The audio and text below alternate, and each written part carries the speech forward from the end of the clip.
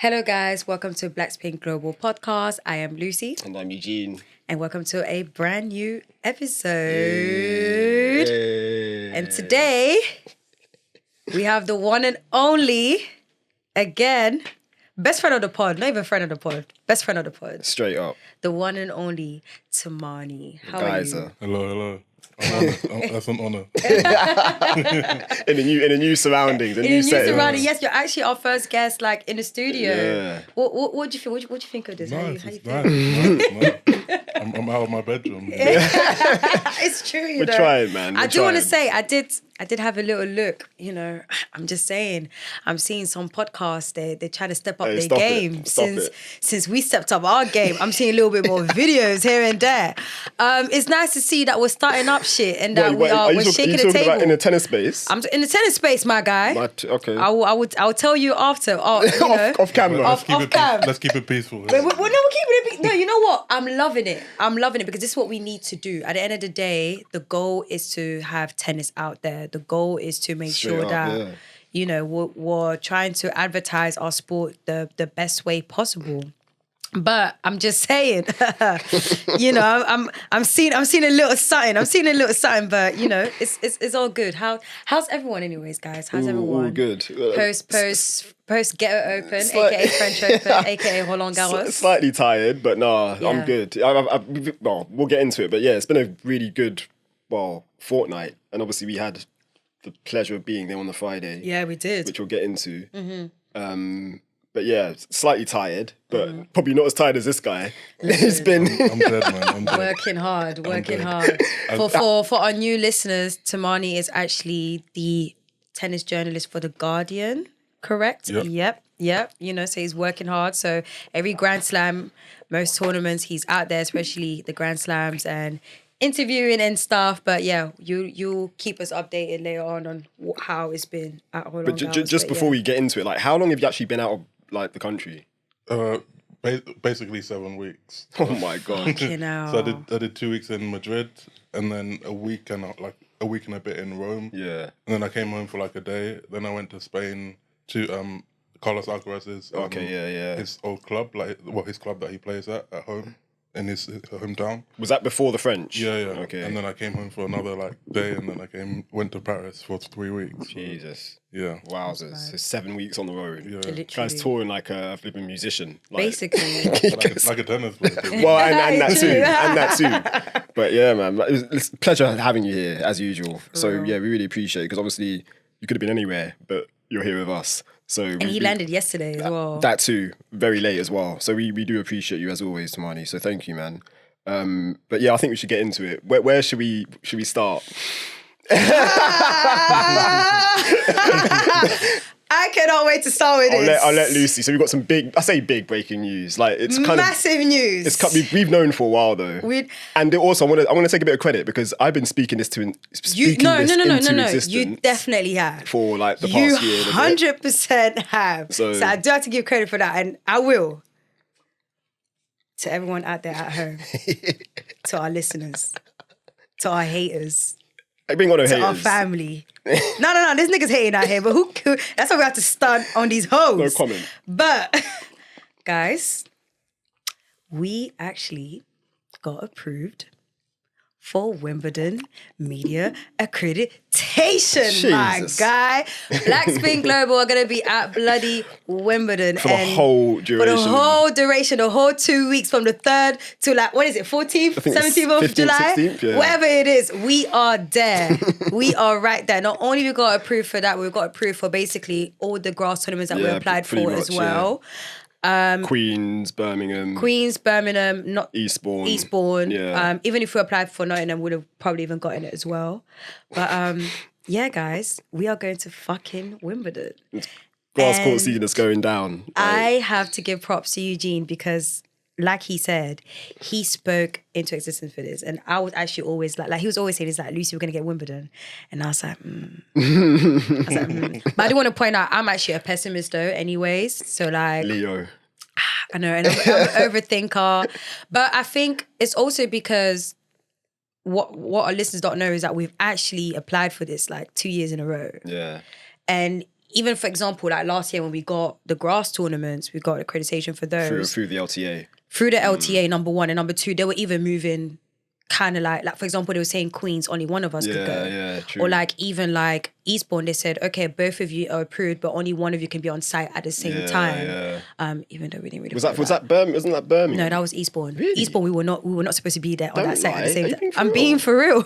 That's crazy. We were not supposed to be at the same time. I think that, or like the desk thing, I think it was only space for one person at the desk or something like that. All I know is that it was a thing, it was something like that. Whereas this year, for instance, both of us can be out we in the building at the same time. We in the building, and we got desks. And we got desks. You're going to see Black Spin Global right there. We in the Black building. Spin Global right there. But Eugene, as someone who actually started this platform, like, because you're the one who started this whole shit. Don't put me on the spot now. I don't want to be... How do you actually feel? Of course, no, it's massive, man. Like, it's huge. And when the thing is, when I found out, like when we got the email confirmation, I sent it to my family, like, first, and was like, you lot, look. And when I say like, I felt like how proud they were. Yeah. Because I like, look at this. Like, this is something you started like, what, 2019, 2020? Well, 2019. To now look. Like, and it's crazy, like we said before, like getting the kind of, not appraisal, but like the recognition from players and like 100%. coaches. But now to like get that from a bloody Grand Slam, like we're recognised as media, like it's wild. That's insane. So we obviously we have to pay as well, like, and that's something I'm going to talk about, like, or not talk about, but like document, like in maybe some tweets, or I might write about it, like just about the whole process. Or our vlog. Well, you're the blogger. You're gonna. I'm trying to make him jump on the vlog thing. Yeah, we'll get to that. But TikTok thing. Yeah, exactly. You won't find me on TikTok. But anyway, we'll see. No, but of course, very proud, Lucy, man. And like, it's a team effort, because obviously you're my sidekick, and like I couldn't be doing any of this without you. Massive props to you, and a big thank you as well, like for the stuff you do. So I feel like the highlight, like when you called me. The way the universe works is so interesting, because when you called me and told me like the news that we got it, I was actually editing. Like I was in the middle of like editing, and I was just here like even I think I was even every time I edit, I'm stressed out. Me and Premiere Pro were always fighting.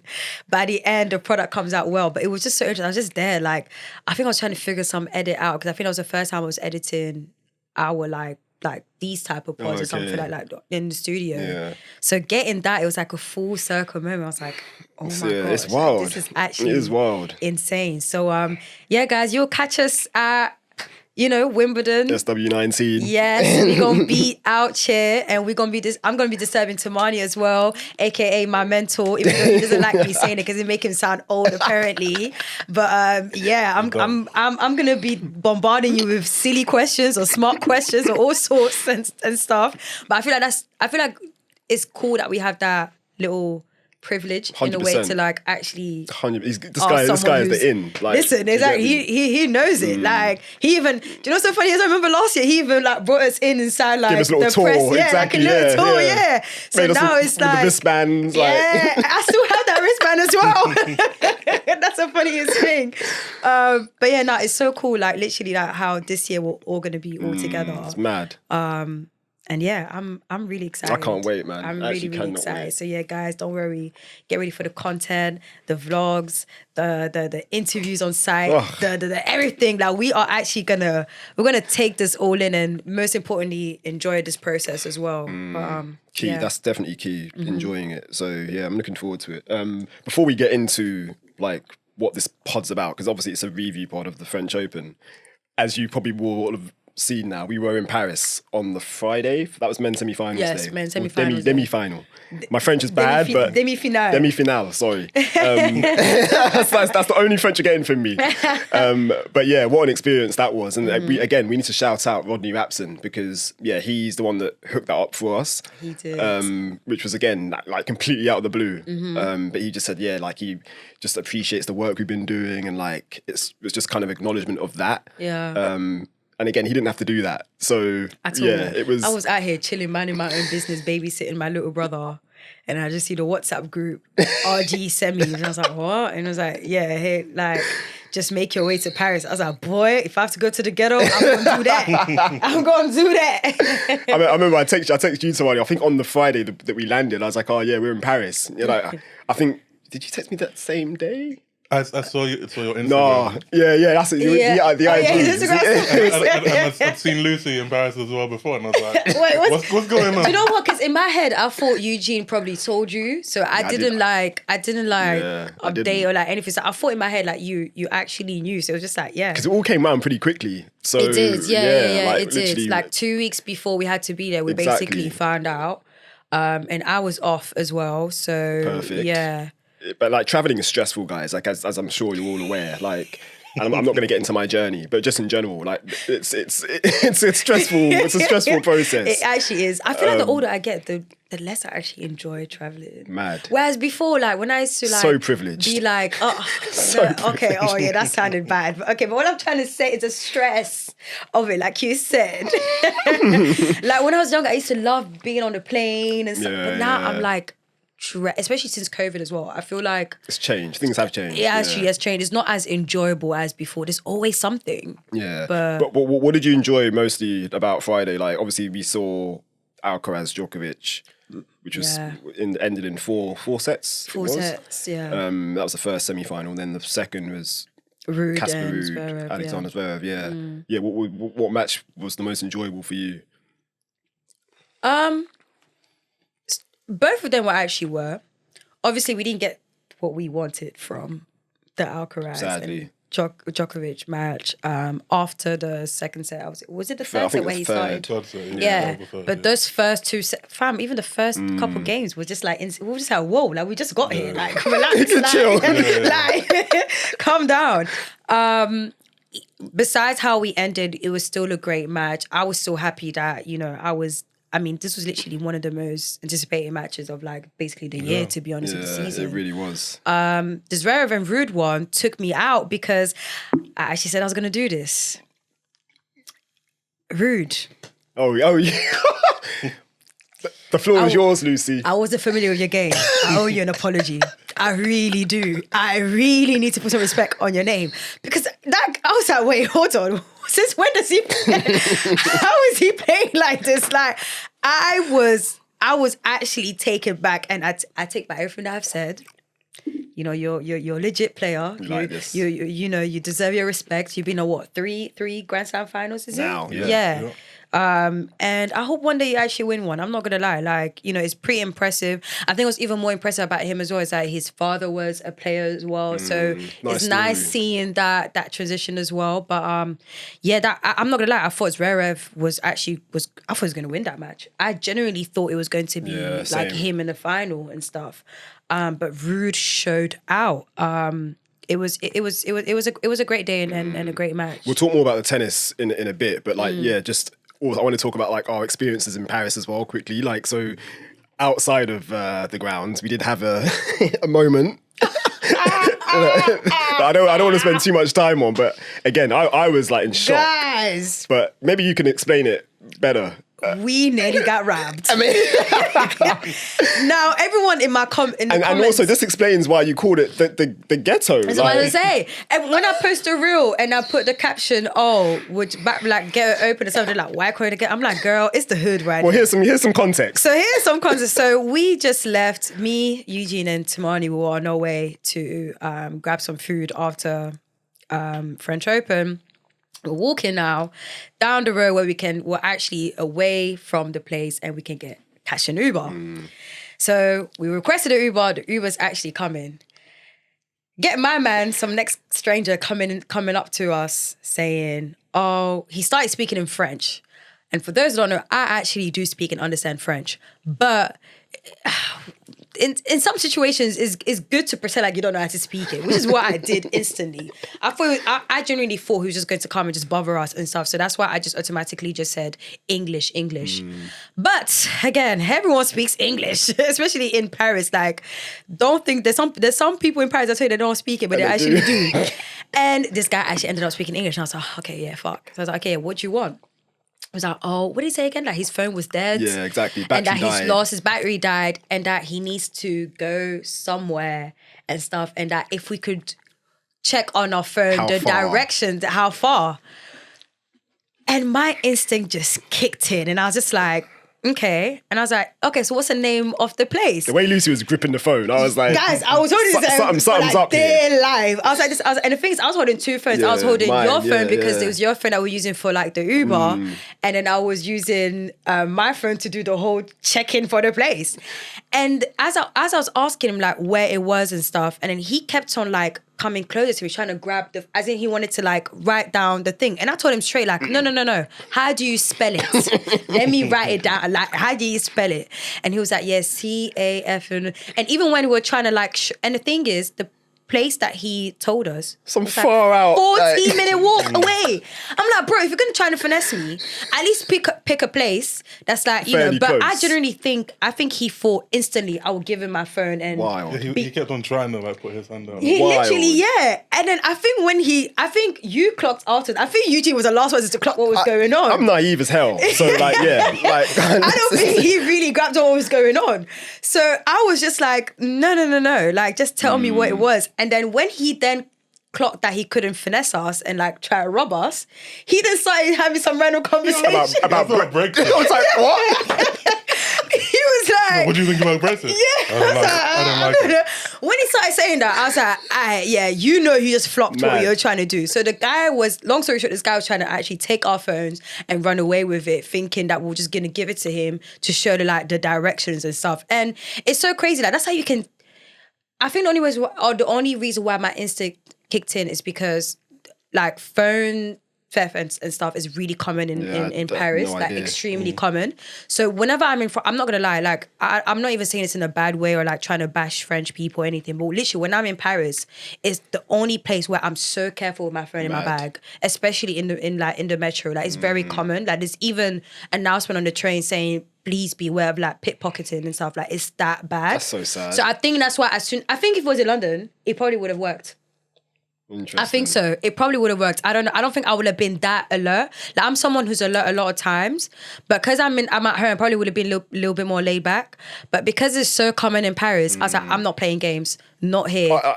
Afterwards, I was actually quite annoyed. Yeah, like, you too. I was thinking to myself, I'll say because when he left, that's what I said. I was like, guys, you know this guy was actually trying to rob us, and you two were just like, what? I was like, the cheek of this guy, like, and he looks like some scrawny dude. Because even when do you know what I did as well? I looked at his shoes, and they were running shoes.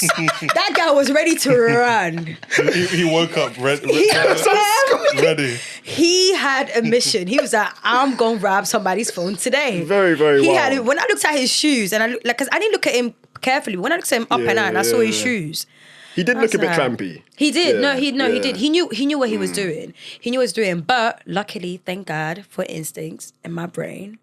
And I was just like, the second he just kept on pushing his hand, I was like, nah, man. Not me. It's not me trying to rob in this Paris. Very, very in this Paris. So guys, now that court is a Ghetto open, please don't argue. I mean, and also I'm going to say it, and I don't want to get too political, but yeah, he was a white guy. And I was very, very like, yeah, because you hear so many stories about Paris and like, well, not Paris, France in general, and like the kind of unrest with like immigrants coming in. Oh, they're bad. They rob. They steal. Was it not a white woman that we saw at French Open holding to her bag for dear life? I mean, I wasn't going to mention that. Nah, I'm going to mention that shit because that actually annoyed me. But yeah, this is a white guy. Obviously, I'm going to guess or assume he was born in France. Like, do you get me? Sees these black tourists thinking, oh, this is what I'm saying. Ticket here. So that's the thing. I think because we were right in front of Roland Garros as well, and obviously he probably heard us and stuff. Like from the outside, you could tell that we're not from there. Do you get what I mean? Eugene was tripped down. We all look like, come on. Eugene like took his time, like looking like fresh and like, so he was thinking like, you know what, I even blame you. It's probably because of you. He saw you. He started thinking like, oh yeah, these people look like money. Let me try and rob them. It's your fault. Stop it. With your Roland Garros bag. Roland Garros shopping bag and stuff. He saw us, he was thinking, oh yeah, listen, them niggas got money. That's enough of that now. But yeah, what an experience. And again, Lucy, shouts out to your streetwiseness because if you weren't as alert, then like you said, that could have been a different situation. But just know he would not. You don't know even having that phone right now in your hand. Just know he would not get that far.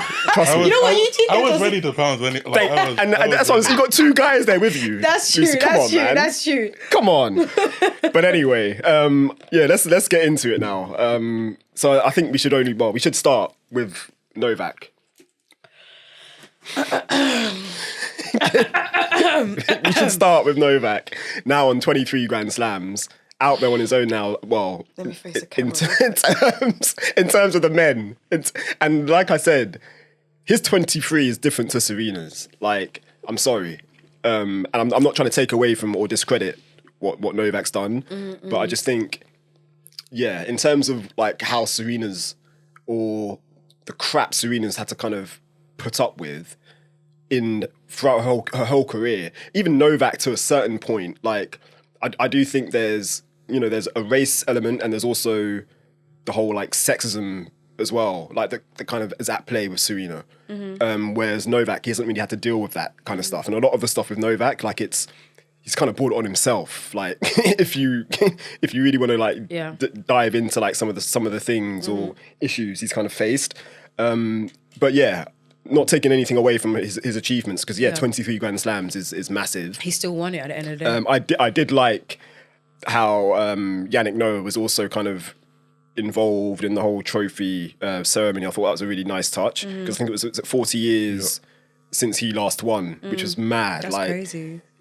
I mean, and he's to this day he's the only Frenchman or the last Frenchman to win a Grand Slam, and last black man to win a Grand Slam too, which is mad. Yeah. So yeah, but back to Novak. Like, yeah, I want to give him props, because I think he dropped what, 2 sets. That entire. I don't think. Yeah, I don't think. I'll check. You just kind of. I don't think he. Yeah, he didn't. He definitely didn't play 5 sets. No. I want to say there was maybe. You're right. I think there was like 1 or 2 4-set matches in there, but it didn't really look like that. He wasn't that challenged. I thought. Hence why he was my pick. From the get-go. He was my pick. I kept on saying it, that he was going to win that Grand Slam. Going into money. Actually, no, sorry, tell a lie. I was saying him or Alcaraz. Yeah. They were both my picks. Going into money for you, who did you think, in terms of before the French Open started, and like obviously taking everything into account with like Rome and Madrid, like, yeah, where did you think Novak was in terms of his game? To be honest, I had no idea. Okay. It was definitely as Alcaraz or Djokovic.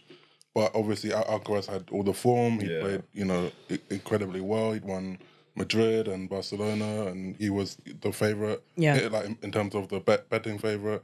Whereas Djokovic had one of the worst clay court seasons of his life. True. Really, that's actually true. Like since he's been a champion, leading up to the French Open, he didn't make a semi-final. He had to withdraw from Madrid because he was injured. Like he lost to players like Dusan Lajovic and Musetti. Yeah. But obviously when it gets to a slam and it's best of different. 5, and it's that's all he cares about now. Like he's just a different person altogether. And like you saw that, like it's very like, again, it was similar to Serena, like towards the end of her career before her pregnancy, when nothing matters but the slams. And that's when you switch on and you're just better. Yeah. So he actually lost a set when he was playing against Kachanov during the quarterfinals, and then Alcaraz during the semis. But besides that, my guy, he even bageled one of the players on the second round.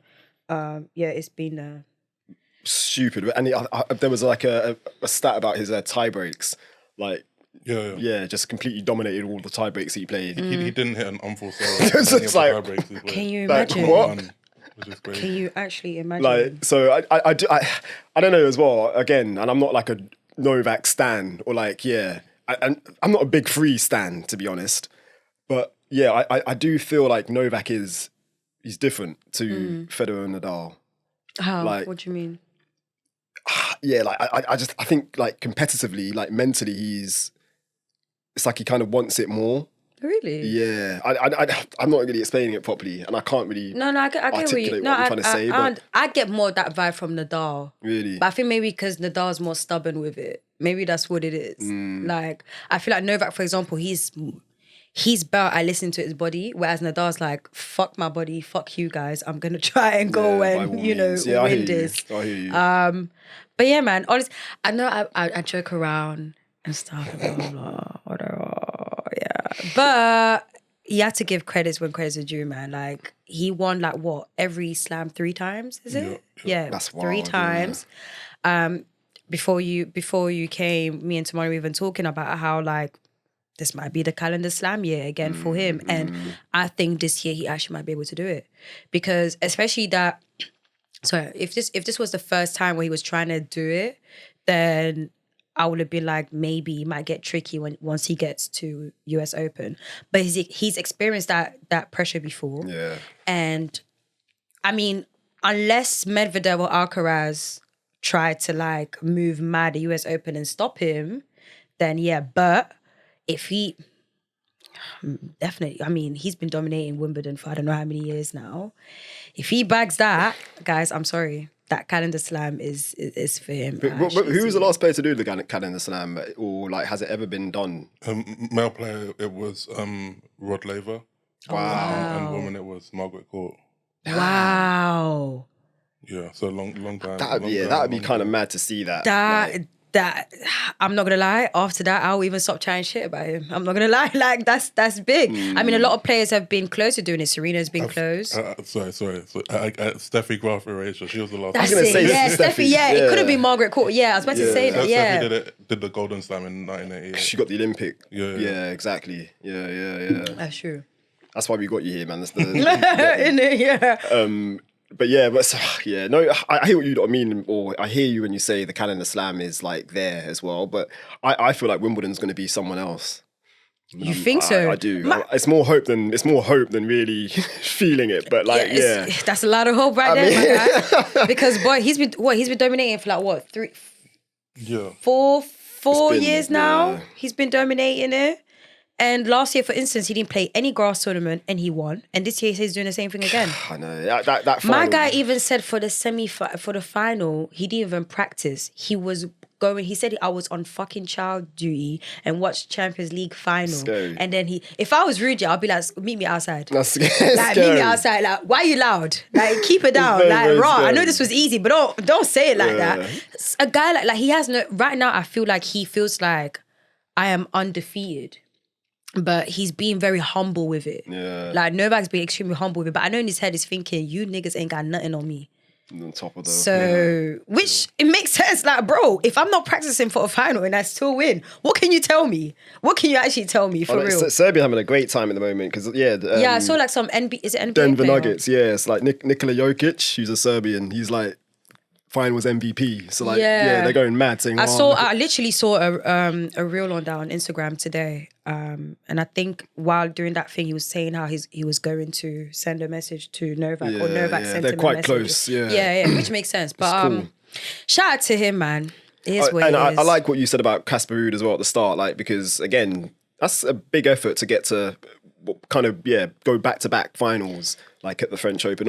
And he kind of has established, or we know now, clay is like his surface. Yeah. So for him to like get to the final last year and then back it up again this year, I think that's good on his part. And like finals where he had to face two of the biggest players in the world. Yeah, Last exactly. year Nadal, this year Novak.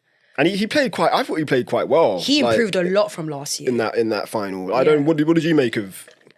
In the final? Yeah, in the final. I mean, he started really well and he came out like crushing the ball. The first set. what he had to do. And he had like a tiny chance and he couldn't take it. Yeah. Like he was up a break and then he let it go and then he was up 5-4, like 30 all and then missed like an easy second serve return or something and, those are Kind of the only fell chances away. you get. Yeah.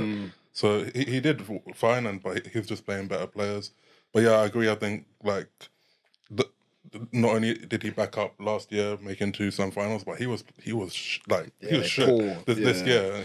Although he did win, I think Estoril. He won Estoril, which is a 250. Yeah. But he was the first person to admit like he was he was having a bad year up until Rome basically, where he made the semis. But he came to a slam and now he knows like best of 5. Like he knows how tough he is to beat and how he can come through it. And some of the draws that kind of that he wasn't beating Tsitsipas or Medvedev to get to the finals, but he knows that if he has an opportunity, he's going to take it. I mean, I do want to. I thought the Rune result was good because I was expecting Holger Rune to win that. Yeah, for sure. Yeah, just on the kind of form. I think a lot of people did actually. And I think Rune is going to be one of those players that seizes the moment like soon. But for Rune to come through that the way he did, like wasn't really challenged. Well, I think was that 4 sets? 4 sets. Yeah. But Rune was garbage. Like the first 2 sets, Wasn't it was great. really one-sided. Yeah. But I was really impressed with how Rude. Like at the end, Rune started to kind of build up steam, and Rune just shut the door, like finished him off and went home. Because I was more impressed with like his game against Zverev, because I was like, I like Casper Ruud, as in I like his game and like watching him, but seeing it in person, I was like, was this guy is different. serious. Yeah. Like that forehand, like you said, That just forehand cracks was- that it and was the sound, insane. the sound, like I when was you're, like, what? it's wild. It was actually crazy. Yeah. It was actually And like he kind of crazy. toyed with Zverev, like I thought, like, and I almost embarrassed him a little bit, which is a bit 100%. mad. And the maddest thing, which was surprising for me, I did not know a lot of people were fans of Zverev. Respectfully, like not in the back, I just did not actually know. I don't know if it's because I'm so stuck into. Obviously, I only know tennis fans from tennis Twitter, and obviously most of tennis Twitter don't God. really like him. So that's why in my head, I think that's why it shocked me as well, because I was like I was hearing more people literally cheering for him than Root, and I was like, oh, raw, like people actually fuck with him like that. But I do think what Zverev did was actually quite impressive. Like this guy was literally limping out of the court It's last year. big for him as well. Yeah, so the fact that he actually managed to do that was actually crazy. But shout out to Rude, shout out to them, man. Novak as well, or we're not Shout out to Novak. Like, I can't be a hater all the time. Shout out to Novak, okay? But at the end of the day, my point Queen Serena. still stands. I will say, like, I just think like it's not even worth comparing like Serena and Novak and what they've done. Yeah. It's two completely different things, and Yeah. I mean in many ways as well. Like obviously men play a best of 5, but then Serena won her 23rd slam when she was pregnant, and you know What man's doing that? 100%. I completely No, agree. it's true. And like if she had to make a choice of whether to continue in being in the best physical form of her career Yeah. or have a child, have a human being. In Yeah. her. So and she chose that, and so you don't even know how many she would have won if she just continued. Exactly. That's true. That's if she actually had the really benefit true. of just not having a, Yeah. not having to have a baby, No, that's Yeah. a great, or great not point. having to have to choose to have whether or not to have a baby. Yeah, So yeah, I mean there are a million things, and yeah, they're both, they're in their own sports, they're both up there. I think that's another 100%. feature I hear. Like maybe. But no, brilliant points, someone. I completely agree. Yeah, let's talk about women's now. Iga Swiatek. Yeah. Am I saying her name right? It is Schwan. Swiatek, like, Swiatek. Ooh. Schwion. Is it? I just heard back the way that I said it. It was like, oh. You're the bilingual one, so that should be easy. I ain't Polish. It should be easy for you. I just speak English and French. just imagine the W is a V, like the way you're saying it. Okay, Schwan. See? Mate. Eager. Eager. Yeah, so I've got the notes. So yeah, that was her third at Roland Garros, second in a row, and now she's on 4 Grand Slams at 22 years old, which is mad. So that's level with Naomi now, Osaka. Corday, when I catch you. Hey, chill. Corday, when I catch you. You couldn't wait any other time? Couldn't you wait up to Chill, 7 man. Grand Slams or something? Chill. But I think with Iga too, like she looked very dominant. I did think though, going into the French Open, I thought, did I call that?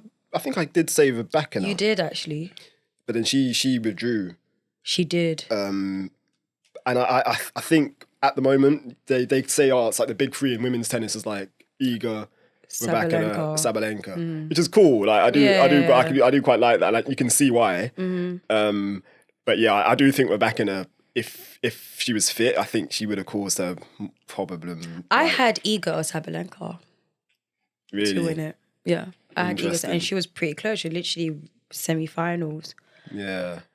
What So- about you, Tumaini, going in? Where were you? I thought Swiatek would do it. You did, Just, okay. I like the only concern was that she got injured in Rome. Yeah. And that she was playing Rebecca, Exactly. and had to retire. So I think it was up until like the last practice. She wasn't sure how bad the injury Wow. was. Okay. But And she still won it. once she started like double bageling people, I don't know. It just seems like this is her place now. Yeah. And plus with players, when it comes to Grand Slams, rightfully so, it's like life or death type of thing. up, Like yeah. everyone just steps up their game. So it makes sense as well. I hear she's a bit like. Well, I mean, she seems that way in general. Like she gets quite shy when like journalists bring up the bagels and like I mean, yeah, she's not like, she like actually someone kind of was asking her like, who are you gonna bagel next? And she was like firmly like, I think that's a disrespectful question. Good on her, man. I like that. I don't think that's. You probably don't like that, but No. I think that's a good answer because how are you asking? And that's how you get her in trouble as well. Exactly. Do you get what I mean? Like the fact that it's good thing that she replied it that way. Obviously, we know what that person was trying to do. Stop it. Like start mess, but they're trying to do their job respectfully. But You're one of us now. stop it. You got me there. Mad. You got me there. But yeah, no, like I've realized Iga's actually pretty very humble with it. Like she's not really the type to like even her whole bagel thing is actually the fans or even media people. Yeah, exactly. I think there was even like a little thing about that last year where like, I think I can't remember who, but one of like the like a let's say like tennis TV or something like that. Was it or one of the tournaments? Maybe the WTA or the tournament. I was gonna say WTA. Was it the WTA? But yeah, they did I think they like did a thing about it. About the bagel or something, yeah. And chill. one of the players even commented was like, "This is rude," and I think it was Probably Sheriff actually. Not as a. Yeah. Yes, It was Sheriff, yeah. Yeah. It was Sheriff, yeah, the Egyptian player. Yeah, I think she was like, "This is not funny. Like, this is not a thing." And I get where she was coming from. That type of comment would have worked better if it was actually coming from a fan. Do you get what I mean? Like, it was like a popular meme. But I think this is where people like us get a bit, like, it's a bit weird. Like, you're trying to do stuff to bring in some entertainment, bring in some engagement and bring in something. And sometimes it accidentally backfires without really realizing. I mean, that person was probably just trying to do their job and just trying to get some, because everyone's talking about it. Everyone's talking about her bagel. There's a thin line, yeah. Do you get what I mean? Yeah. So it's like they probably thought, okay, this is a cool way to actually like do it and stuff. And it was a cool way, but it's just, if it's coming from a big publication, then yeah, it's a bit long still. It's a great point. Yeah, but at least she's humble with it. Shout out to Iga. Not too shocked that she won that. But Karolina Muchova in the final. Who? What's her best result at the Grand Slam before then? She made the semis. She beat Barty Australian Open 2021. Okay, but she's had like she's been unlucky with injuries, hasn't she? Yeah, and that's why she was very emotional during her speech or something like that. Because it went to 3 sets, and I thought again, like, I wasn't expecting it to go the distance. Yeah. Like at the start, I didn't watch it because I was traveling back, but. Yeah, I was like, oh, this looks like Iga in straight sets. But when I saw, oh shit, it went to 3, I was like, fair play. Yeah, the fact that it went to, I think, was it the second set where it was a bit like... Yeah, so Swiatek was up 6-2, 3-love. Damn. And then seemed to be, just cruising. Another bagel coming. And then it got complicated and, she was a bit nervous. Muchova, like, obviously is a really talented player, like, has a lot of variety. And so it just kind of disrupted her. And then suddenly they're in a third set, and Muchova was up a break twice. Was up like 2-love in the third. In the decider. 4-3, yeah. Shit. And then from 4-3 up, Muchova, Swiatek won the next 3 games. And Damn, yeah. Took the match. Real champion mentality, man. Basically. Like, so again, props to her because. Yeah, just like I think she kind of because she she's known for like destroying players and stuff. I think she kind of needed a match like that where she was pushed and she had to like respond because a lot of times she's like this year she's lost the matches she's lost, most of them were in straight sets or there wasn't as much of a fight, and so she had to dig deep and she did it. And I think players probably enjoy those matches more so than the like straightforward, simple straight sets ones, because they've had to fight their way through, and it's entertainment obviously for us, but I think it is probably more fulfilling for the player as well, like to come through that. Yeah. So no, it's big on Iga's part. I mean, how would it translate now on the grass? Because I was just checking now. So the last 2 years, she hasn't gone past the 4th round. Yeah. I think she made fourth round in 2021, and then 2021. That's her best result so far. And last year she actually lost on the 3rd round. Fascinating. Okay. So I haven't checked the entry list for the white players. Sorry, so I'm not too sure if she's playing just for being any white of in the. England. Just being honest. Just being honest. Sorry, I'm here for my niggas. So I don't know. I don't think she doesn't play many No. warm-up events. But So she's playing in Bad Homburg. a lot of players are there. That's a big field. Yeah, I've realised a lot. 250. So it's the same week as Eastbourne. Yeah. So I guess that's the only one she's probably doing. Yeah. So we'll see. But from that, it might be a chance for the women then. I think for the women this year, we might definitely get a new winner for women. Yeah, no. I don't think. I think the two favourites are Sabalenka and Rebekina. Not even Iga. No, I don't think she's I the don't favourite now. I think she knows as well. Grass is hard. I think she'll probably the good thing is that last year she was on the street. Yeah. So that was just pressure. Like she was just. I think mentally she was fried. But she'll have low pressure and can just, It's kind of a free hit almost. Exactly, Yeah. And Sabalenka just got her visa as well approved, I believe. Perfect. Because that was a worry. We were thinking she might not be able to make it because apparently some Russian player. Is she the only Russian player that's been approved Belarusian. for now? Belarusian, sorry. So I don't think it was like made a bigger issue than probably it was. But yeah, I think the problem is for players who are either renewing their visa or getting a new one. Okay, so some of them already had visa. So already have it. Okay, got it. Got it. But yeah, she's good, and I think Andreeva, the 16-year-old who played golf. Yes. She had to get a new one because she's never been to Wimbledon. So she was the one saying, "I'm waiting." Has she got hers then? Or she hadn't by the time she lost, but apparently it just takes a wow. I think she expected to get it. Or her team expected her to get it. Okay. To be fair, home office here, boy. You're going to be waiting. Nice transition here because I want to talk about handshakes. I was thinking about that, yeah.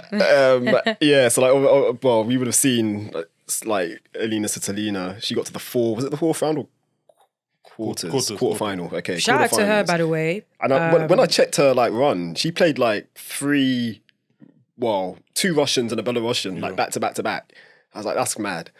Look how the universe works. I put here in the show notes, I thought she would shake hands or there'd be some more there'll be more of a interaction between her and Kasatkina. And there wasn't. There was like a thumbs up, from. Why did you think that though? Yeah, because she's been the most outspoken Russian player. Yeah, but Ilana has not even when she was not playing, she did not stop reminding us that she is not talking or messing about with any of the Russian players. She's been out and to a point where fans are even getting upset with her, being you're doing too much. Yeah. So I wasn't surprised. Because the fans are booing Yeah. Oh, the French crowd was hating that shit. They were don't bring that shit into our territory, please. Do you not feel they weren't really aware, or do you think they were aware? They were aware. I kind of think though. I mean, it was a bit. They're being a bit stupid because they booed. So in the first round, Sabalenka played Kostyuk, Ukrainian versus Belarusian. They booed Kostyuk because she didn't shake hands. Yeah. But then in that match against Svitolina, Kasatkina got to net first, and she was the one who went to the umpire first. Well, yeah, and she gave the thumbs up, and then just they said thanks, and then and she walked away because she knows and she said in the past some in Madrid someone asked her is it sad that they don't shake your hands, and she was like, what's sadder is that they're at war, blah blah blah. So she gets it, so she was happy to initiate it. Yeah. And then they booed her. So they booed and then the next day they booed Svitolina. So they were booing Ukrainians and Russians. It was whose side?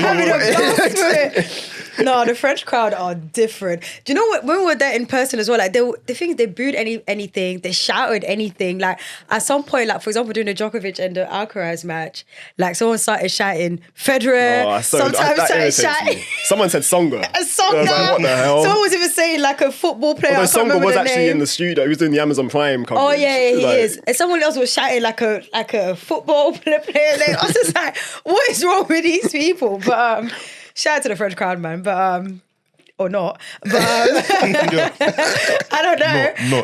Not. Okay.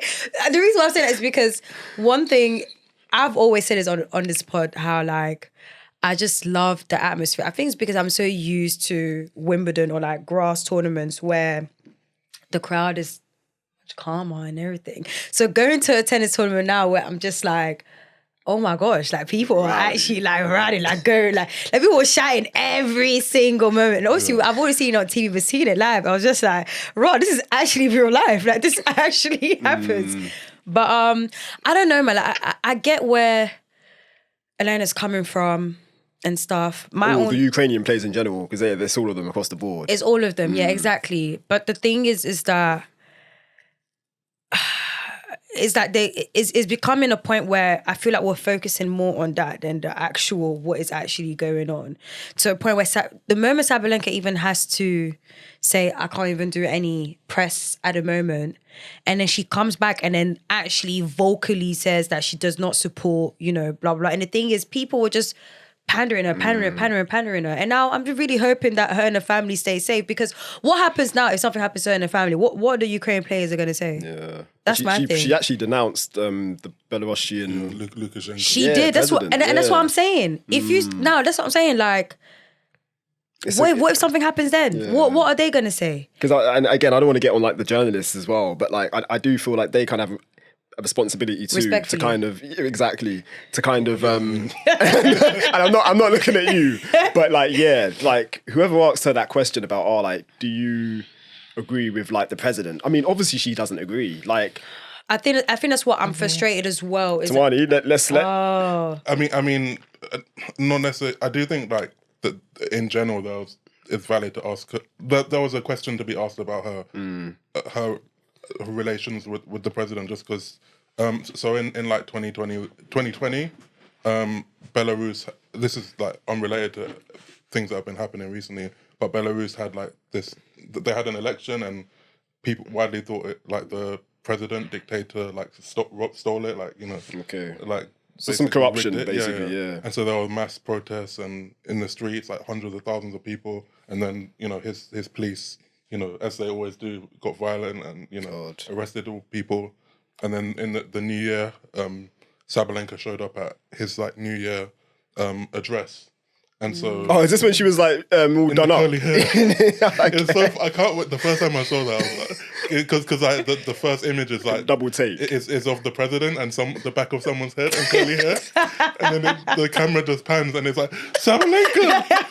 And I was like, oh my God. But yeah, for that reason, like, people in Belarus a lot of people were mad at her. And obviously you don't really know, like, with dictators, like if they invite you, exactly, you have to go. I don't know if it's that, or if she actually supports it. Yeah, actually does support. And she's like, she said like in the past, she like someone was like, I can't believe you'd gone to this, you'd supported him, and she was like, and then like an Instagram comment was like, you can't forget what he's done for sports in this country or something.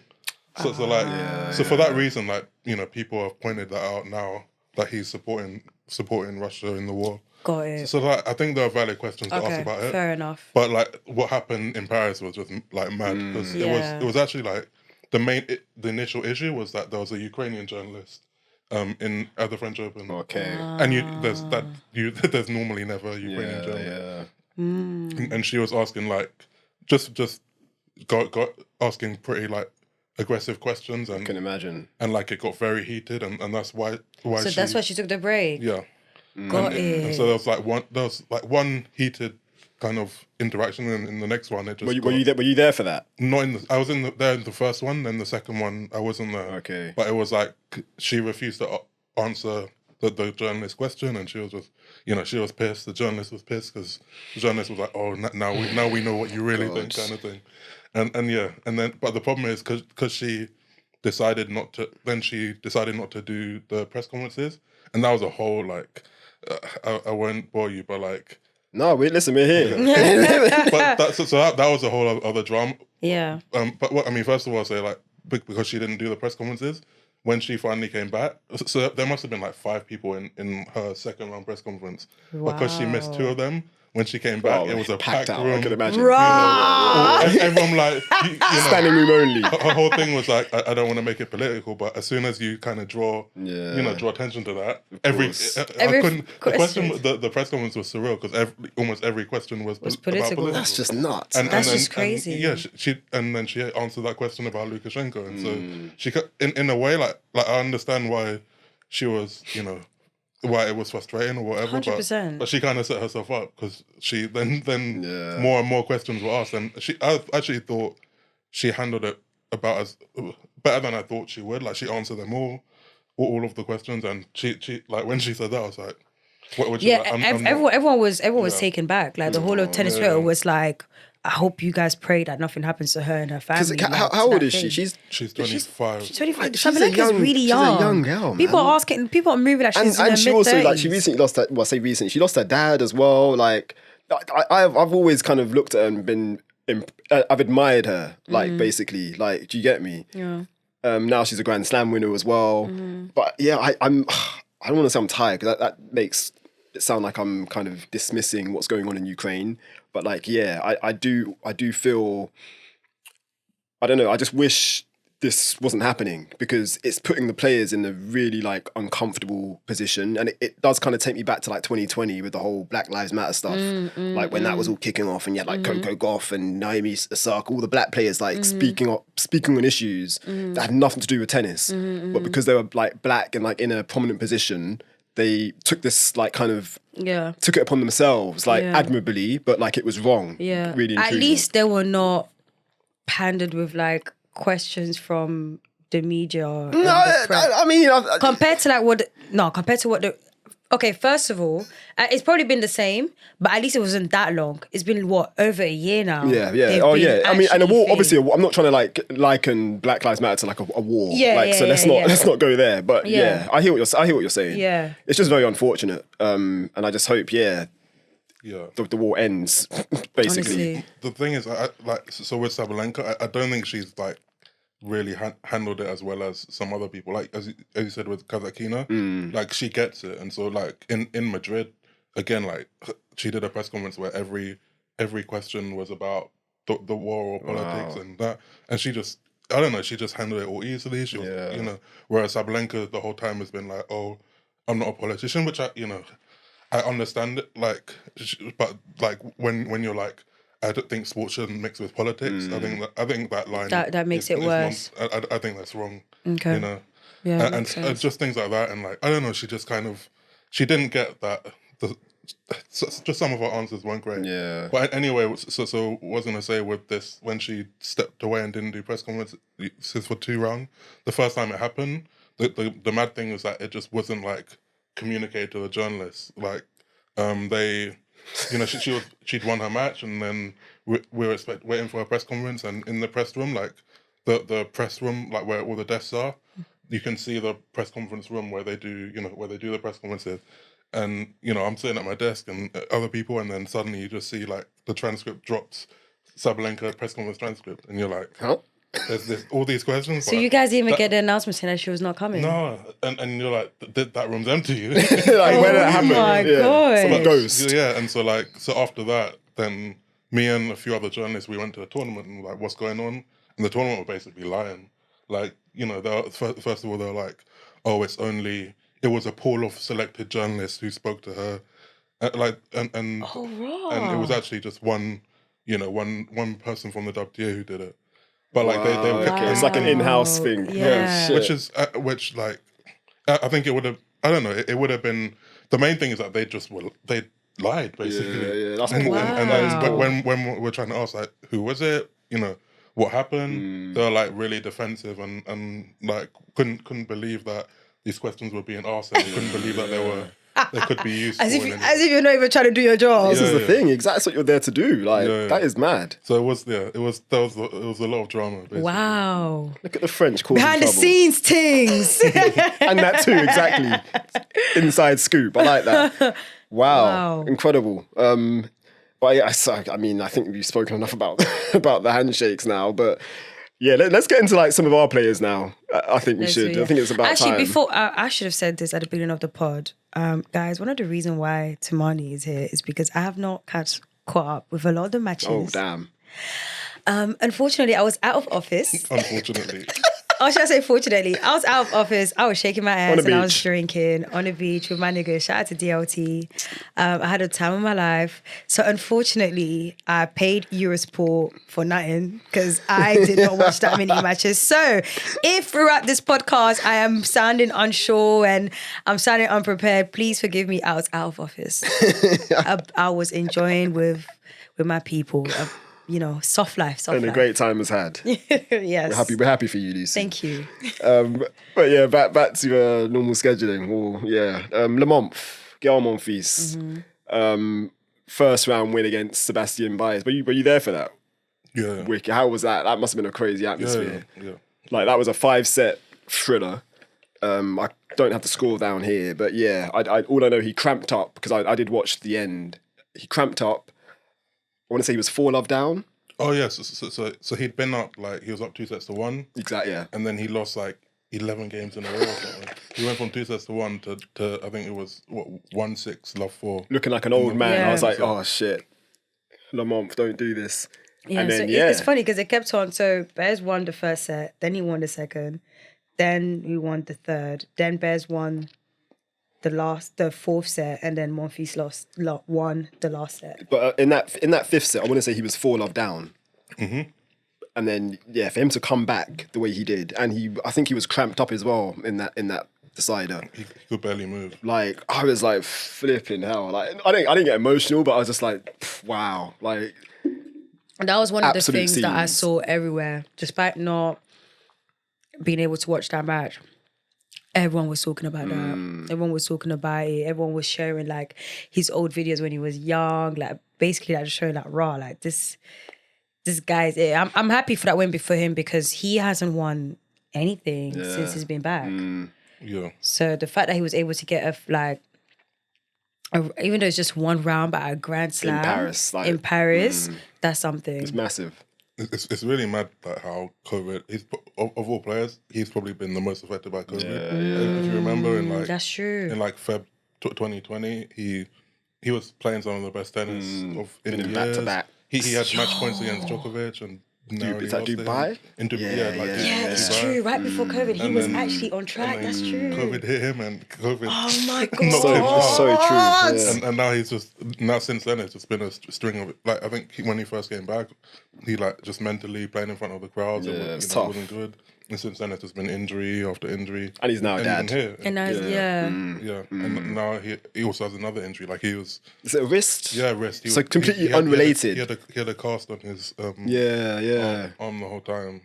Yeah, and so I actually completely forgot that. Yeah, he was on job right before COVID. Like it was like I was so excited. I was like, you've mentioned it before like, on the pod, and whenever Tumaini says it, I'm like, it's so true. It's so true. Like, yeah.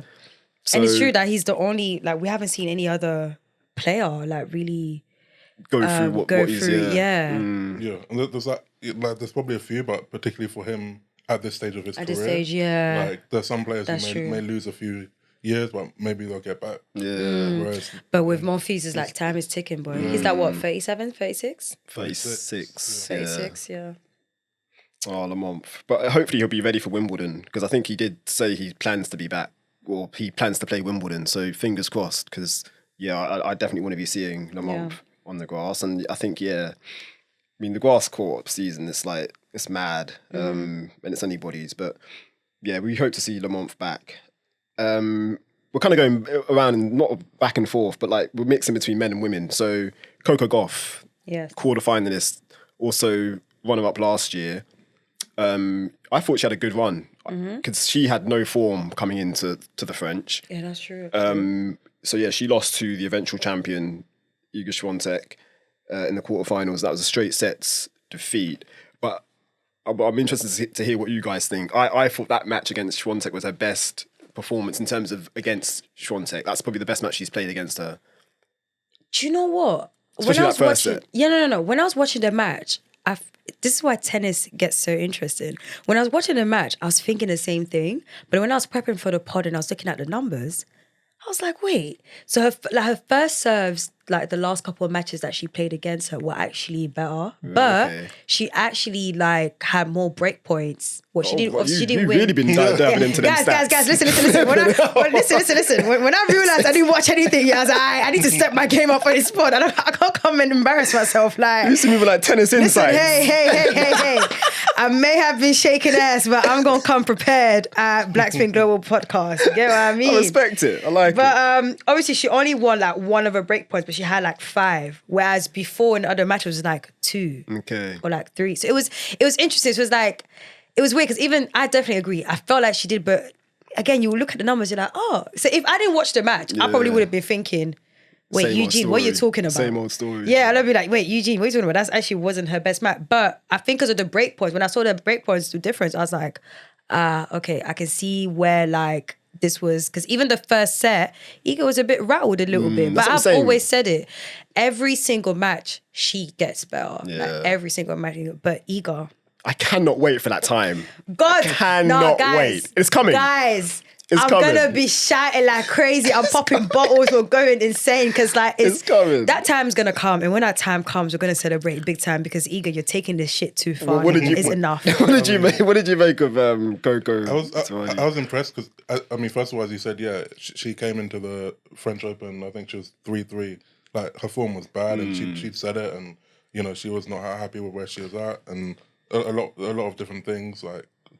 Split with her coach. Exactly. Obviously, her forehand. You know, everyone's talking about. We don't talk about forehand here. We don't. But like, I mean, it had been an issue, but she came to Paris and she had a good draw. Like, she didn't play any, a top seed, but she went through it and I think like the third round against Andreeva. Oh, what a match! Which yeah. was that. I mean, that was if I was her, I would have been very tense because I mean, her whole career. Until last year, she'd never played someone who's younger than her. Crazy. Like in any level, Oh, not in really? juniors, That's not in wild. senior. Wow. And this was the first time she played she played Montgomery last year. Yeah. Oh, yeah. Yeah. And then she played Noskova. Yeah, that's another. Yeah. And both of them are 2004, same age, just a few months younger. This is the first time she played someone who was like years younger than her, and she was like the grown person on the court. So and she lost the set, but then she came back. She lost the opening. It was the opening set she lost as well, wasn't it? 6-7, tight first set. But then she came back and won it, and then made the quarters. And so against Swiatek, for me, it was definitely her best showing in recent ones. Since there were a few tight ones earlier on. Yeah. But because she actually decided to completely change her tactics, like she played the match like. She was trying to hit loopy forehands and switch it high up. balls and and also like really attacking returns, which she doesn't normally do. Like it was clear like she completely switched it up, and I think that's kind of, I don't know, that's impressive to me in general because a lot of younger players will just be like, I'm playing my game, play exactly the same way all the time. But she showed she could like change things up like and stick to it. And it wasn't like the tactics were good. In the end, it was like execution. I think exactly. She got to 4 or 30 or had her chances and didn't really take them. And then kind of when in the key moments, I think she just kind of lost. There wasn't the confidence there, and so that, from 4-30 all the first set went quickly. Then she had a few break points in the second set, couldn't really convert them, and then again just got a bit frustrated, made a few errors, and then it was over. Are we giving some credit here, or are we not gonna? No comment. Maybe edit this part out. But anyway, I like everything you said, Tumaini, about Coco. I completely agree with. Like, in terms of her coming in and having no form, for her to do what she did, and then for me, it's never bad when you lose against the eventual champ. Yeah. So for me, too good. And yeah, I just feel like with Coco, like, yeah, we're just watching her just continue to grow and get better. So I do feel like her time's coming. She will get that win against Iga very, very soon. Man. And her record at French Open is she's gone quarterfinal, final, quarterfinal. I mean, come 19. on. She's 19 years old. Like, do you get me? Come on. I feel like we take her for granted as well. Like, I really 100%. do. But yeah, shouts out to Coco as always. Fits now I want to talk about, and I want to start with our guy Francis Tiafoe.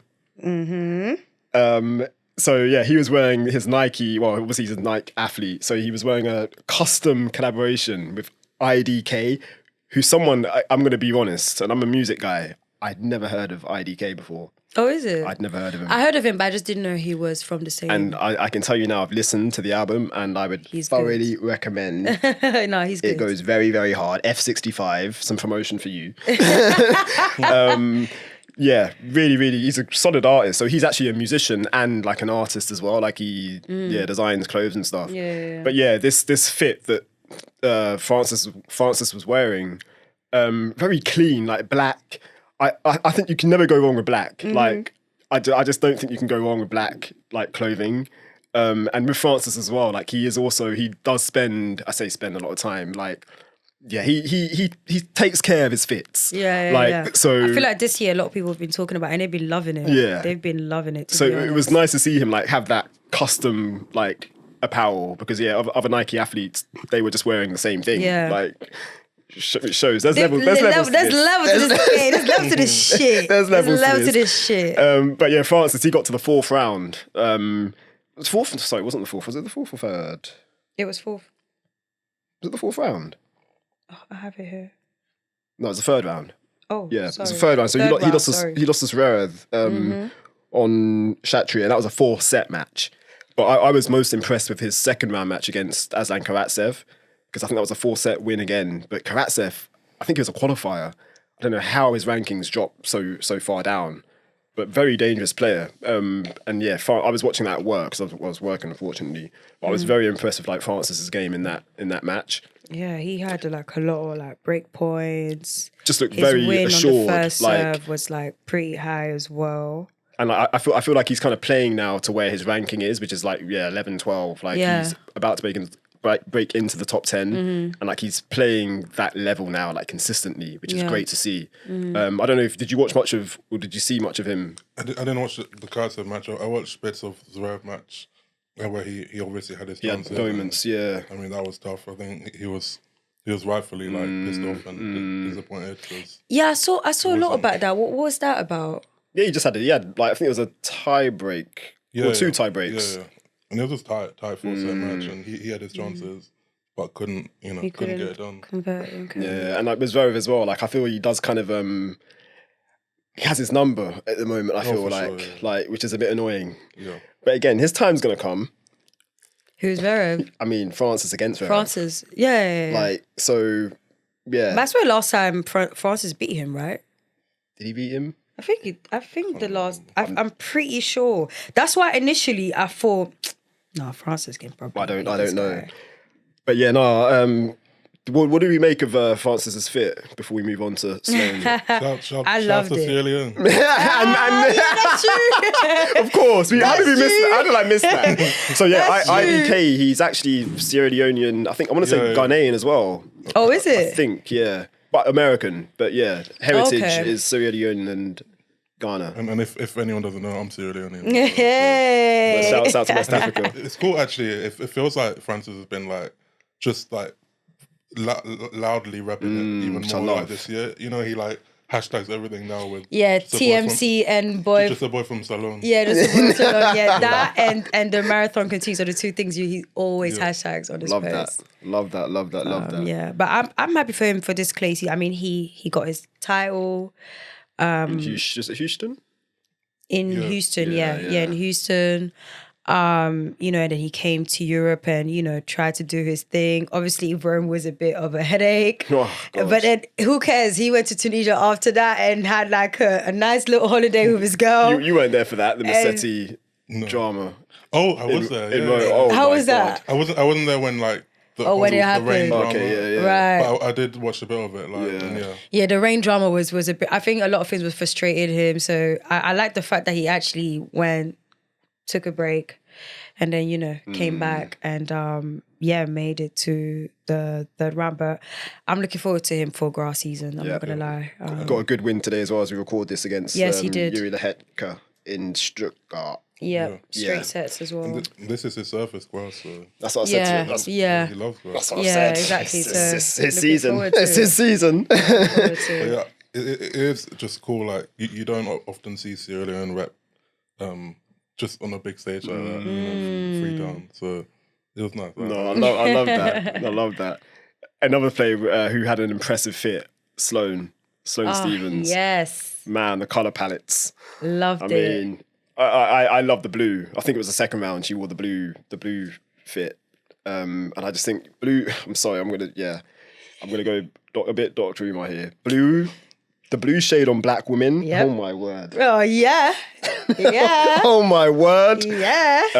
But yeah, no, she looks stunning. Like in every single round, and she wore different colours for each round again, which I like when players do that, because it's like, obviously it gets quite boring just wearing the same. A lot of players wear the same thing now because they're all sponsored by the same sponsor, which is cool. Yeah. But like when you want to switch it up and like, it just adds to the experience. And do you know what I like about this is that people obviously were making a big deal about her losing on the Nike deal and stuff. So like I said, she's putting is it FP movement? I mean, I've never heard of FP movement, but I mean, now we know. It's so refreshing to like seeing how she just flipped it around and just, you know, like embracing it all, and like everyone's literally talking about like her fits, and now she's probably even happy with the fact that she can do what she wants with it. You know, like it's so true. So it's pretty cool, and I knew she'll kill it. Like I love like what Sloane does even outside of the court, like the whole lifestyle stuff. Like she's a lot into like fashion, mental health, beauty and everything. Like I really like it. So I like how she's integrated that into her game as well, because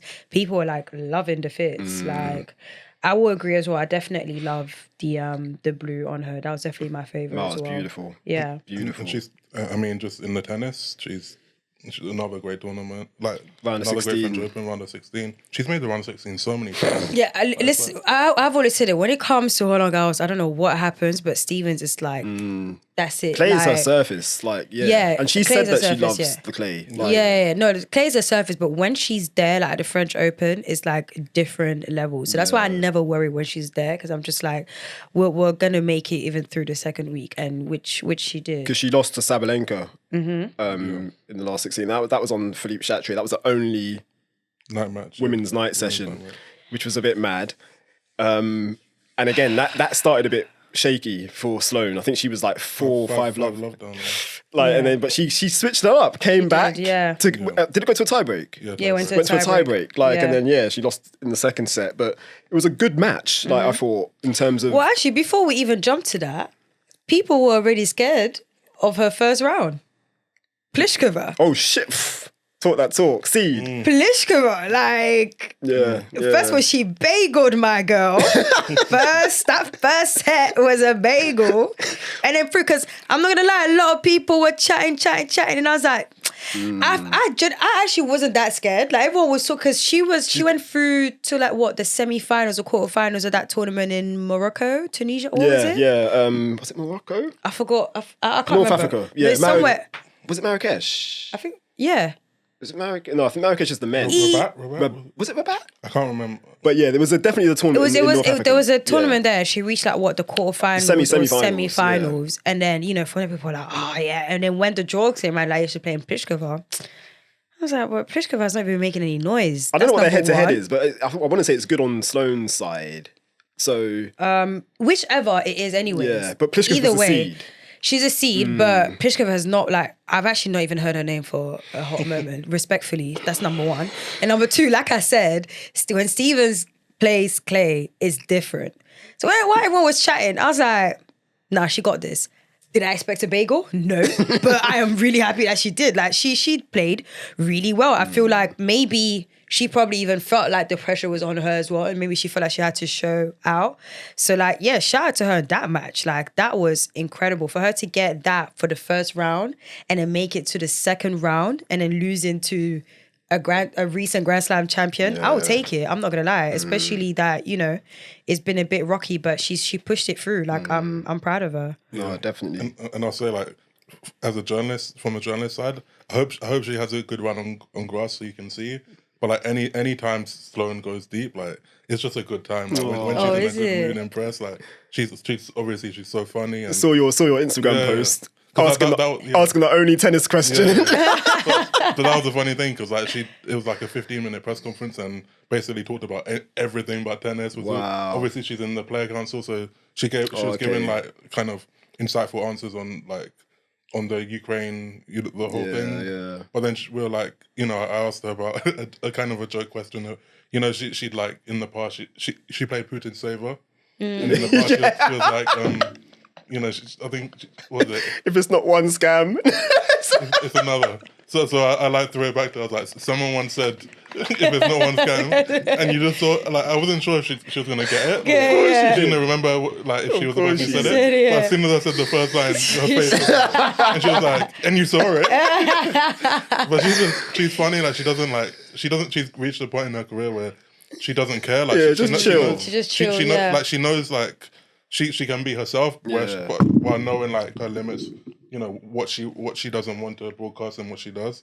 So it's just a good time, Yeah. I That's love that. great, So, man. yeah. Shout out to her. That's brilliant. I love that. Yeah, But she does seem like that kind of way, like even away That's what I from... said. Yeah, like honestly, and I think some people kind of have a problem with that. I think they Really?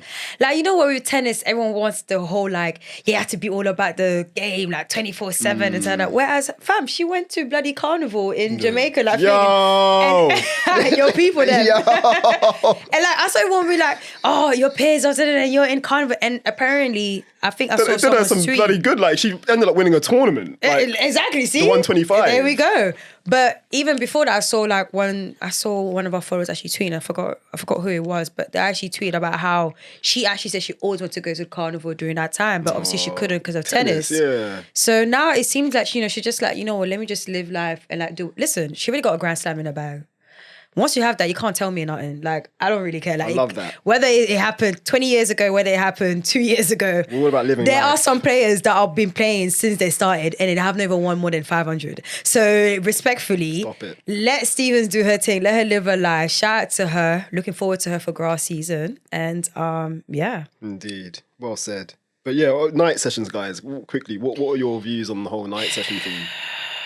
I mean, I just think the whole thing's bullshit, to be honest. Yeah. The whole like concept of night sessions, they should be abolished. Because it's not really a night session as well in France, because it's one match. It's one match, and so the whole thing is that they sold. So France is the French Open is normally broadcast on France television, which is basically like BBC. It's like national broadcaster and on like free to air TV.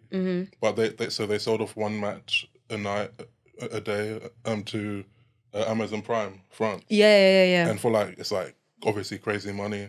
So but it's just stupid. It's so stupid. Because I mean, with French as well, I think it's fairly relaxed in Europe in general, but like they do things quite late. So the argument I've heard from like I think it was Amélie Mauresmo saying that they don't want to go on until like past midnight, like how they do in like Australia and the US. But I don't really see the French really having any issues if a match was to go. I think it depends what type of match is it. If you have like top players, for example, like if it was let's say like the Novak and Alcaraz match was a night match, and which it's I thought like it was gonna be, be like I thought the same as well, and it was gonna go like overall. Like, I feel like it just depends who is. Yeah. But the thing is that none of the players want it. Like Which makes sense. All the players are requesting to play in the day because you want to play when it's faster. You don't want to That's play true. in cold, slow conditions. None of like it's bad for the fans because like you're paying for one match and it may be a shit match. I mean, most of those matches were like straight sets and not very interesting. And so and as because players don't want to do it, a lot of they were saying it's like the showcase match. But it wasn't even, not really that. It wasn't always the best match. So I think, like, it's obvious they were treating, like, men and women differently and putting, because since there was only one women's match, but you could That's crazy.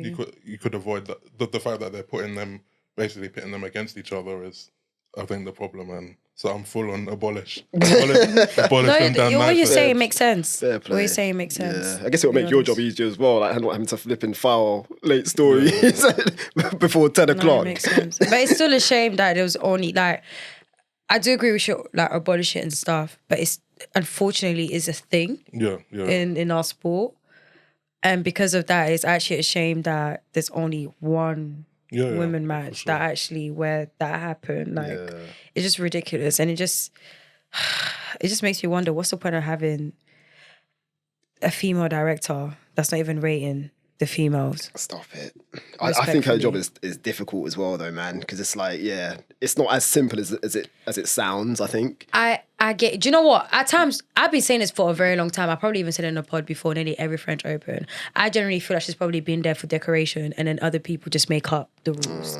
That's what it could be. The fact that it's even knowing how France is, and this is, and you've always said this. I'm speaking this from someone who's been around French people, who even worked in a French company as well. And boy, that was easily one of the worst time of like my career life. I'm not gonna lie, it really wasn't easy, especially being a black woman. I find it even surprising that there's even a woman that's a director for Roland Garros. But even that, I've always felt like maybe they just did that just to keep them out. But did she say anything about the whole? She just kind of talked in circles, and because there was a press conference after. Yeah. Where it was but it was last year that she made headlines because she said like the women's product isn't as attractive or something. Mad. And that became like and that's what I was saying to myself. I was like, either is that, or she's them type of women that are like, I don't even know if I'm going to keep this bit or not, but I'm just going to say it. But like there are some women, especially white women, where they like being in power with the other men in the room. Okay. Yeah. So I think it's a thing where for her, she's probably feeling that way, and it's like, oh, I'm at a big table now, so let me play along. A little bit like a coon. You know when coons are like with around like the equivalent of a coon. No, but it's true. You know when coons are around like what? Like I never understood coons, because it's like, bro, at the end of the day, you are still a nigger, and they're always gonna see you like that. This has been a very, very political. I know, right? Episode, you know. But in the same way with her, she's probably thinking she's eating with the big boys, but they're probably still seeing her as a woman, you're not even a woman, a female. Do you get what I mean? Like that's literally how they see her, but. It is what it is, man. At the end of the day, people are saying they can say about whatever they want about women's tennis, but they need to focus on the ATP, man. The WTA is good out here. We good. I hear you. And yeah, before we wrap up now, let's talk about some success on the doubles court. Yes. So Claire V. Ngunwe. I hope I'm saying her name right. It is right. Ngunwe. This is probably the best way you've actually said her name. Thank you. And yeah, Tyra Katerina Grant. They won the girls' doubles event on the Saturday, I want to say it was. And yeah, I actually bumped into Claire V on the Friday. Do you want to actually explain the full story? I do and I don't. So long story short, I was a bit, I don't want to say waved. I had just backed a whole glass of champagne. I say glass, it was like half a glass. It was a little bit more than half. Okay. It was a lot. And I'm not a drinker. No, the only reason, just to clarify, is not like we were. And it's funny as that, boy. We've hung out outside. We know we've hung out before. No, just to clarify, we didn't know at French Open you can't go to the stadiums with like alcohol. So when we got to the front, they were like, you can't bring alcohol in. We were like, raw. So we were like, fuck it, let's down it. So we downed it like quick. And obviously champagne already in general gets you wave a little bit more. Moet, was it Moet Chambon? It was Moet as well. Like it was a real shit. Like, and it's so funny, we were so bougie with it. Like we walked past it, we were like, should we just get a glass? Like, yeah, come on, fuck it. Like we just like, fuck it, we're at French Open. We're not media accreditation, we're here as fans. We might as well just fucking drink. So we did that. Little did we know, we actually had to fucking down it. So we downed it, and then we went in. Eugene, yeah, it hit him a little bit. At one point, he was even kind of sorry. I was like, bro, speak properly. I was like, he was trying to talk to me. I was like, Eugene, what the fuck are you trying to say? Like, sorry, can why you are you speak? embarrassing me for, man? So then he was like, but the reason why I'm saying this goes to the story, because he was like, nah, Lucy, I need to go get water. No, I said crisps. I want crisps. Yeah, crisps. Yeah. He was like, I'm going to get crisps and water. So then he got up and he went to get that, and then that's when you met. And then he messaged. No, I'm chilling and everything. I'm sitting down, and then Eugene was like, "Yo, Lucy, there's Clary like right in front of me, but I'm like, wave, like I don't think I can like go and speak to her." I've put in caps. I was like, "Bro, you better go fucking speak to her, fam. That she follows the page, that she knows who we are. Like, come on, do this." And then that's when. I did. So yeah, got my crisps. And yeah, Claire V was there with her agent, I want to say, and another woman. I don't know who she was, but yeah, I just went up to Claire V and just introduced myself. And yeah, she knew like who we were in terms of the platform. She goes, "Oh my God." I was like, oh, like really made me feel like, yeah. I was like, damn, like I feel like I'm somebody right now. But yeah, I was really struck by like she has an aura. I don't know. Have you ever met her? No.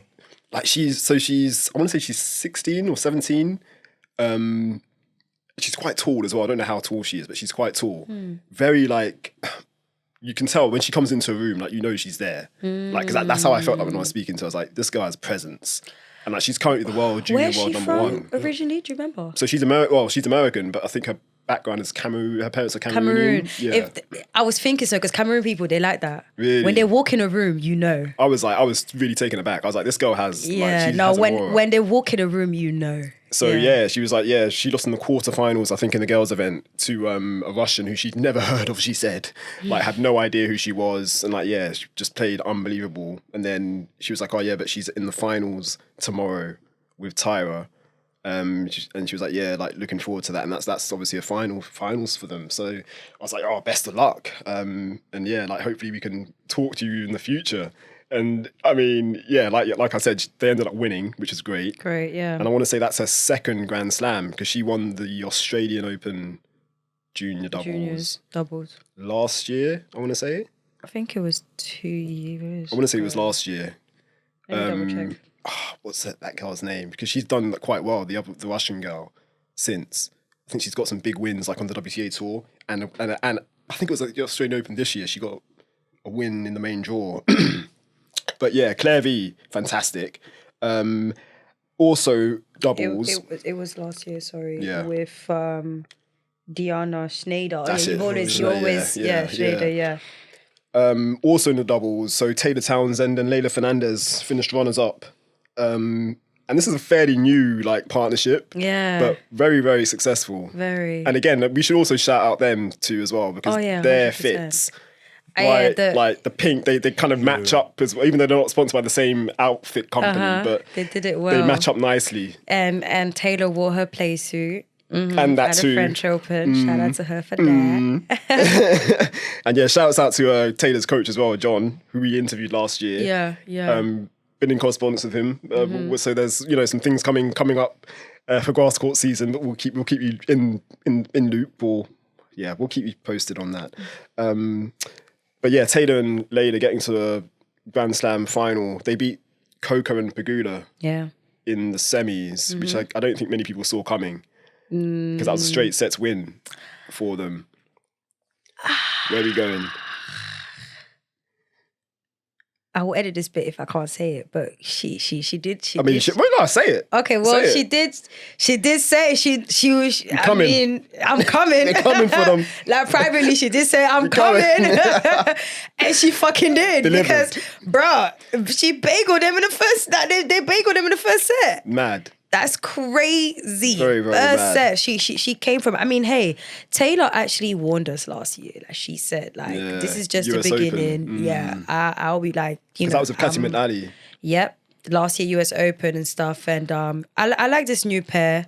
There was even like a little funny moment during their press conference that apparently when they were in the shades. With the shade, but she was also saying how she Leylah was just I didn't.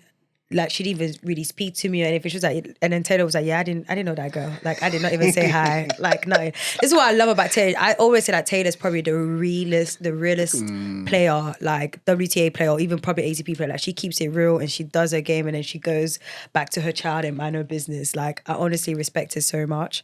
But I'm really happy for them. I'm happy for Fernandez as well. Obviously, I kind of feel like it's been kind of rocky for her ever since, US Open final 2021. Yeah. I generally thought Fernandez would even be flying colours because I think she was, personally for me, I'm not, with no disrespect to Emma whatsoever, but I just felt like with her run during the US Open was insane. So I really wanted her to win. And I always felt she had this crazy level and stuff. And it's been a shame that she couldn't keep up with the momentum all this time. But she's still young as well though. She's not even 21 yet. Yeah, she's still young. And you can see that especially at the end of their final when they lost, and she was really emotional. And Taylor was basically that's what it was. And I think at that moment that's when it reminded me, this girl's actually pretty young as well. But yeah, man, like shout out to them. I really hope they continue working together. It looks like they're like a seems like they nice will, pair. yeah. You know, even Layla was saying in that same press conference as well, how like, you know, she keeps it real with me. Like when I'm playing bad, like she tells me like you're playing like shit. And I can actually see Taylor like saying that to her as well. You interviewed her, didn't you?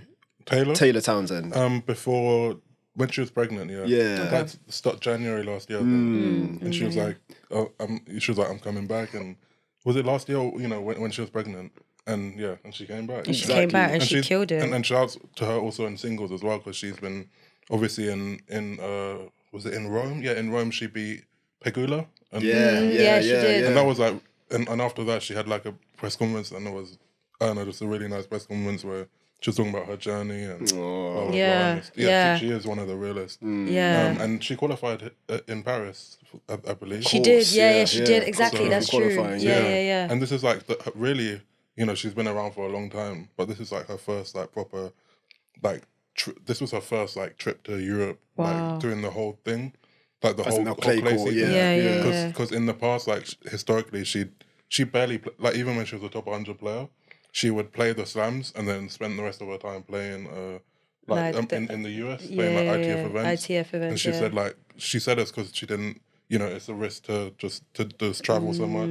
She didn't want to take that financial risk. Cost as well, yeah. But so like she was saying like in Rome that this is the first time she's been to Madrid or Rome and the first time she's seeing these cities. You know, even though she's been around for so long. That's so crazy. So, and it's been obviously, and it's been a success. She's obviously improving, and you know, I think she must be on the edge, on the verge of the top 100. She's definitely about to crack it. So she'll be back in the top 100 soon and be able to play a full schedule. So.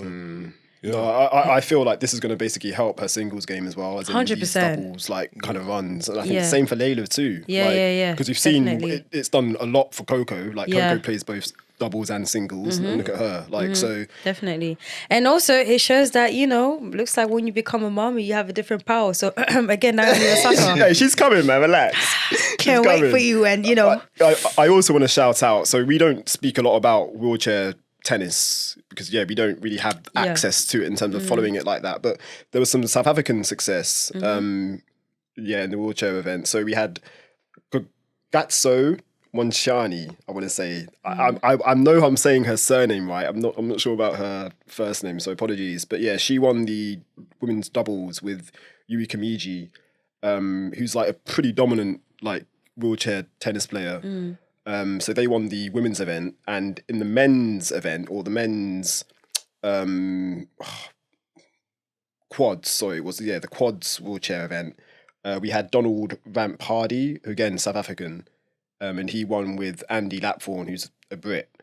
And that was their first Grand Slam together. So yeah, like nice to see that them kind of getting some success as well, like on the doubles court. Yeah. And yeah, that's like I said, we don't talk a lot about wheelchair tennis, obviously, because we don't watch it like that. But I think come Grand Slams, we do try and make an effort to publicise where we can. So yeah, shouts out to the winners there. Tumaini, like we said, you've been on the road for 7 bloody weeks. And now you're here, like literally landed a few hours ago and you're bloody in the studio with us. So again, thank you, man. But I mean, yeah, what's it been like the travelling, like in terms of just being away for so long? Because is this the longest stint you've kind of had? Yeah, I think so actually, and it's partly because Madrid and Rome are now 2-week events. Yeah. So what would have been like 5 weeks is now 7 weeks. Jeez. But and I think you'll understand that after Wimbledon. But when you're covering a slam and in the middle of it, it's just very it's hard to think of anything else. Like you're there for you're there for 12 hours or whatever, 13, 14 hours. And that's the only thing at least for me, that's one of the only things I'm kind of thinking about, especially because there's so much going on, especially the early rounds when there's what I'm saying, 18 courts or whatever, and it's a lot. Yeah, and you're like watching. I've always been thinking about the first couple of days since we got accreditation. I'm like, bro, them first at least 2-4 days is gonna be mental. Bring a packed lunch. And it's just crazy because you'll be you're watching matches, you're trying to work, whether it's writing or doing podcasts or radio or whatever. You're trying to do keep an eye on the press conferences and when players are coming in and, you know, who you want to speak to. And so it's chaotic. And so, like, doing that, like, basically 3 times with Madrid, Rome and Paris was... Back to back to back to back. Yeah, it was a lot, but also good. Like, because I was spending so much time there and it's not like normal for a journalist to do that. Obviously, it's expensive, and true. I was very like motivated to just write, do as well as I could and write good stories. And like I was happy with some of the things I wrote, which I almost never am. So so in that way it was good. And yeah, I had a good what was the thinking as well? Because like you said, that usually doesn't happen in terms of like you being able to go to like back to back to back to events like that. Like, so what changed this year for that to happen? I mean, I just asked for it. Oh wow! So you to be honest, asked for it. Yeah, I just wanted to do it, and like I couldn't go to Madrid. Indian Wells or Miami in the States. So I had like a few, like before I went, I just like told my editors the stories I wanted to do, and they were like, I guess they were convinced that it was worth doing it. I like that. I did so you basically had to pitch. Yeah, for sure. I had to explain the reasons why I want to go to these places, and why they should send me and spend money on it, and so. And then the Alcaraz piece as well. Yeah. Like, how did that kind of come about? Again, was that your idea, or was that? That was actually they want their idea. Oh, okay. Funnily enough, I wanted to do something on Alcaraz, but I was thinking more of like doing an interview with him or something. But they wanted like a more like kind of a piece on his like, his like rise and whatever. Yeah. And so so he's still new to a lot of people, anyways. Yeah. And so certainly like there's a lot of stuff that like when you speak to a player, not everyone's a good like narrator of their own story. Yeah. So like if you speak to the people around them who knew them and who saw them like from either close up or from a distance, and you can get more insight. So it was really interesting for me going to his tennis club in his tiny village. And like, and you were doing this all in Spanish as well. Yeah, Mr. Bilingual. Mr. Bilingual. It's funny because like I didn't like. Sometimes you can like tell people you're coming and set things up and go and if people know you're coming. Where I'd spoken, I told I'd set up with one of his old coaches, but I actually just went to a club on my own without telling anyone in Spanish and like trying to just trying to make something happen, and ended up like luckily it could have gone like they were like, why is this idiot here? Get him out my club. Negro. But everyone, but yeah, they were nice, and they like suddenly I became friends with like the bar woman who set me up with people who like his dad's like business partner. And so it was good. Brilliant, man. Dope, man. Well, yeah, guys, that's gonna be the end. So again, Tumaini, man, thank you so much for joining us. Really appreciate your time. Thank you for having me. Real. And yeah, Lucy, it's been real as usual. I've tried, guys. For someone who was busy, I tried. Until next time. I say next time we're gonna be about. So as you know now, but yeah, we'll be making more announcements like on social media and stuff. So yeah, just stay posted and stay connected. And yeah, until next time, we'll see you very, very soon for grass court season. Peace.